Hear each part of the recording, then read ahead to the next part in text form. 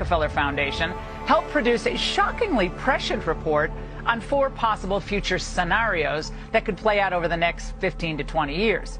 One of them involved a global pandemic that's remarkably similar to what happened over the last year. During this pandemic, quote, international mobility of both people and goods screeched to a halt. Normally bustling shops and office buildings sat empty for months, devoid of both employees and customers. National leaders around the world imposed airtight rules and restrictions, from the mandatory wearing of face masks to body temp checks. Wow, that does sound familiar. 10, 11 years ago. The report went on to detail how the powers that be would never let that imaginary crisis end.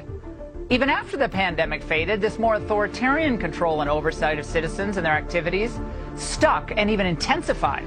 Citizens willingly gave up some of their sovereignty and their privacy to more paternalistic states in exchange for greater safety and stability. This heightened oversight took many forms: biometric IDs for all citizens, tighter regulations of industries whose stability was deemed vital to national interests. Now, despite the Rockefeller report predating this show by many years, none of what was laid out in that report should surprise any Ingram Angle viewers.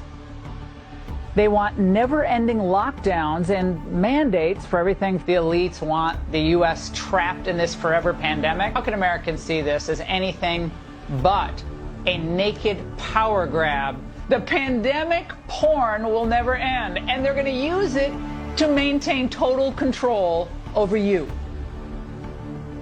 Now, we're now in the midst of the next step of the never-ending and ever-changing pandemic.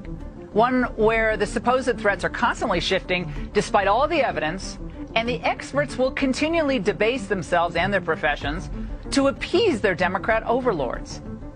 And in the end, we're going to end up with more restrictions on our inalienable rights, whether they're government-mandated lockdowns or not. Again, the results will be the same: higher energy prices, higher taxes, more racial polarization, more crime, and a lower standard of living.